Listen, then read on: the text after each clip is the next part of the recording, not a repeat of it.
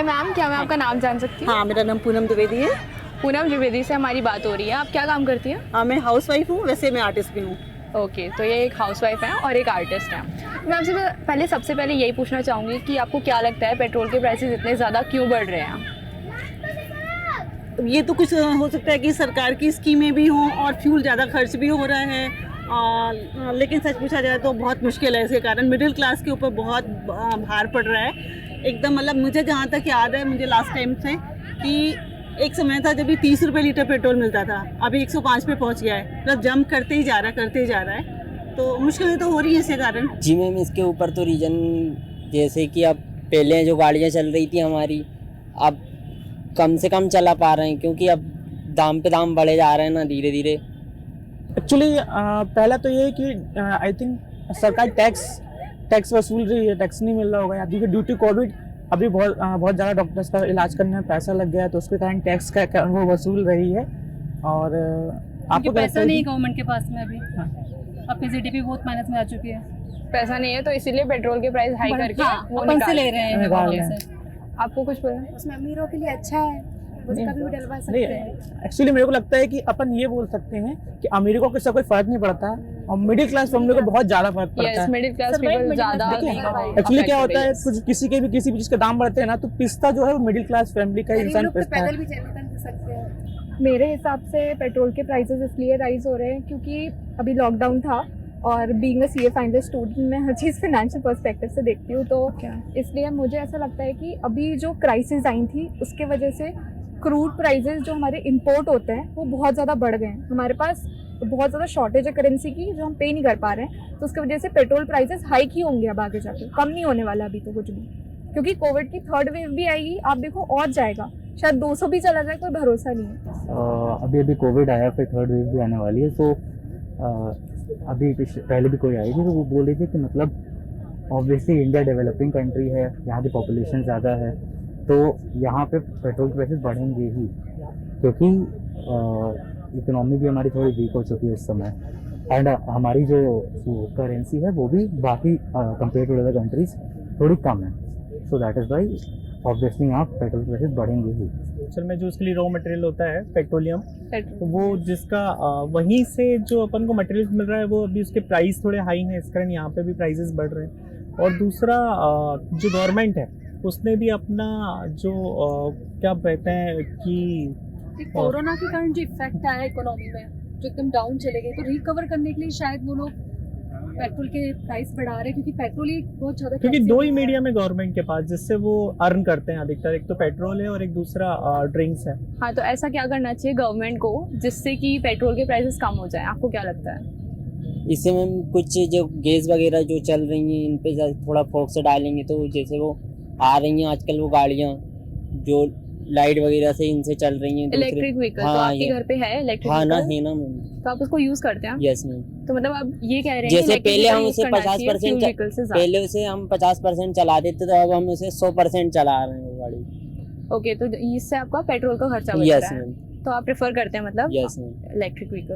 GST लागू करना चाहिए इसके ऊपर, तो रेट कम होंगे। टैक्स घटा के जीएसटी लागू हो जाए तो कम हो जाएंगे। टैक्स हटा के जीएसटी अगर लागू हो जाता है तो पेट्रोल के प्राइसेस कम हो जाएंगे, ये आपका कहना है।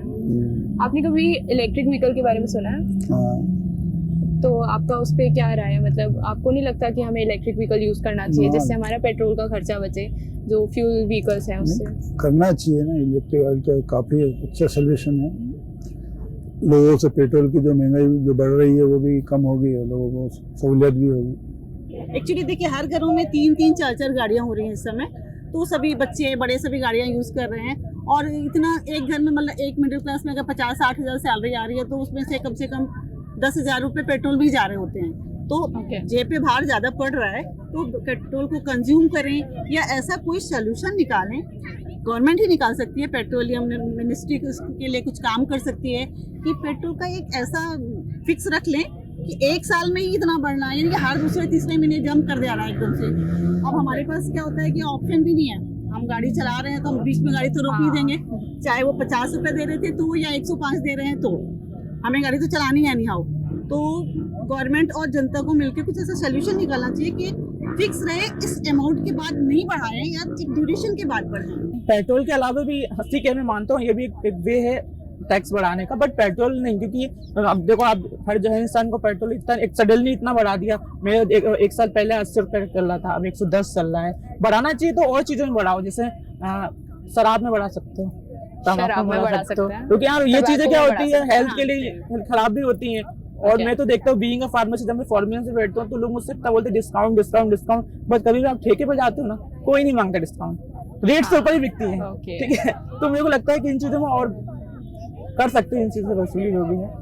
पेट्रोल के प्राइसेस और इलेक्ट्रिसिटी कंपेयर करूंगी तो मेरे लिए इलेक्ट्रिसिटी कंपैरेटिवली चीपर ऑप्शन है, लेकिन इंडिया की डेफिशिएंसीज देखते हुए कि इंडिया में इलेक्ट्रिसिटी भी अब बढ़ रहे हैं, रेट इलेक्ट्रिसिटी के भी बढ़ रहे हैं, ऊपर से इलेक्ट्रिसिटी चोरी की बहुत होती है, इलेक्ट्रिसिटी डिपार्टमेंट के पास ज़्यादा ही नहीं है पैसा, तो वो भी एक वो है क्या डेफिशिएंसी। तो और जो प्लग्स वगैरह रहते हैं, चार्टेड साइकिल चोरी हो जाती है, प्लग्स चोरी हो गए, कुछ हो गया, क्या करोगे आप? घर में इंस्टॉल थोड़ी ना कर सकते हो। I guess the same reason, because Covid आया, उसके बाद फिर जॉब अपॉर्चुनिटीज चली गई लोगों के पास, फिर ऑब्वियसली यहाँ पे ये चीज़ें आएंगी, क्योंकि इंडिया भी पूरी तरह डेवलप नेशन नहीं है, डेवलप हो रहा है। और इस बीच में जब इस तरह की कोविड टाइप की क्या कहूँगा मैं, प्रॉब्लम्स आएंगी तो फिर ऑब्वियसली क्या नाम है, दिक्कतें बढ़ेंगी हमारी। प्राइसेस पे तो वो कंट्रोल नहीं कर पा रहे हैं, लेकिन वो लोग अभी मैंने एक इंटरव्यू देखा था उनका, जो अपने यहाँ परिवहन मंत्री हैं, कि वो एथेनॉल से कुछ मिला के और कुछ इंजन तैयार कर रहे हैं, जो कि जिससे कि पेट्रोल के रेट्स जो है कम हो जाएंगे। मतलब एथेनॉल जब मिला देंगे तो थोड़ा जो कॉस्ट है वो थोड़ी सी कम हो जाएगी।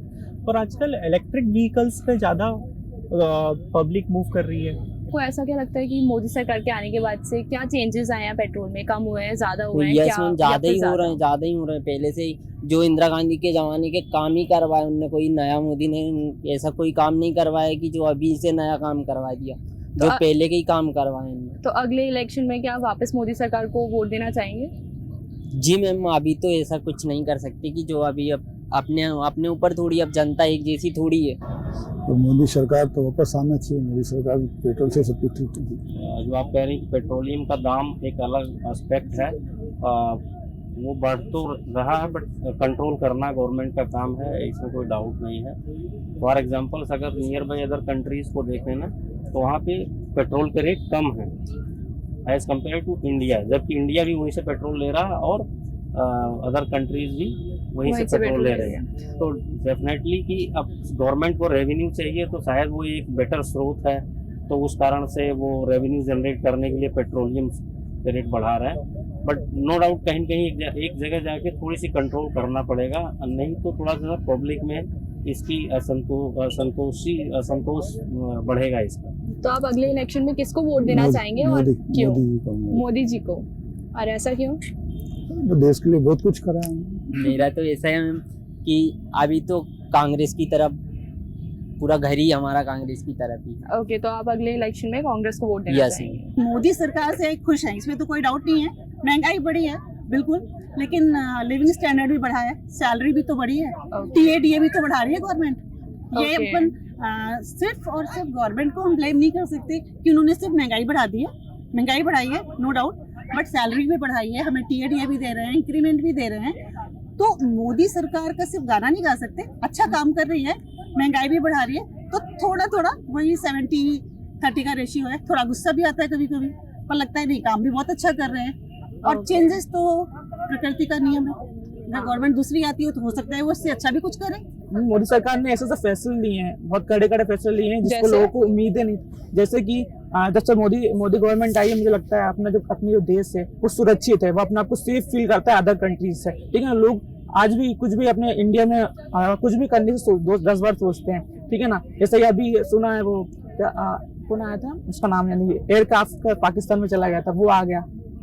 ओके, आर्मी का खुश है क्योंकि अच्छे कुछ फैसले उन्होंने ऐसे लिए ना, इसके लोगों को उम्मीद नहीं थी, तो लोग सेफ फील करते हैं। हाँ, खुश इसलिए नहीं है क्योंकि जो भी उन्होंने बोला कि हम ये करें, कुछ भी तो नहीं किया आज तक। हाँ, इवन हेल्थ केयर कितना खराब है अपने यहाँ, हम सब वही बढ़ा दें, कुछ और नहीं बढ़ा दे। तो जॉब नहीं है किसी के पास में, सब ऐसे ही बैठे हैं अपने घरों। आप मोदी सरकार को ही आगे वोट देना चाहते हैं? मैं इसलिए वोट देना चाहूँगी क्योंकि as compare to Congress government उनने बहुत सारे रिफॉर्म्स लाए हैं जो कि कांग्रेस गवर्नमेंट नहीं ला पा रही थी। कुछ एग्जांपल आप बताना चाहें? जीएसटी ले आए वो, GST?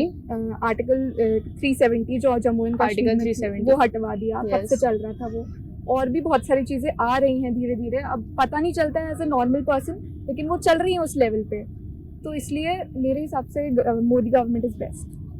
तमाम पेंडेमिक के बावजूद मोदी गवर्नमेंट ने जैसे इस सिचुएशन को संभाला है इंडिया में, शायद ही किसी और के लिए टफ होता। और आपको बताएं कि बाकी गवर्नमेंट्स जो वर्क की ना विदाउट एनी पेंडेमिक या इतनी बड़ी पेंडेमिक नहीं आई होगी, तो उनके लिए वो इजी था टास्क। अभी क्या है, गवर्नमेंट के लिए बहुत टफ टास्क है कि इस सिचुएशन को हैंडल करते हुए भी डेवलपमेंट वर्क को भी करना है। पेपर में आया था कोविड के लिए, उन्होंने जो भी किसी फैमिली में किसी की डेथ हुई है तो 4 लाख रुपए उसके लिए प्रपोजल आया है कि हर को दिया जाएगा। तो इस तरह से क्या है कि घर बना के दे रहे हैं, आवास योजना है, टॉयलेट वगैरह की प्रॉब्लम्स है, लेडीज़ की लड़कियों के लिए बहुत सारी चीज़ें प्लानिंग है, प्रोग्रेस हो रही है।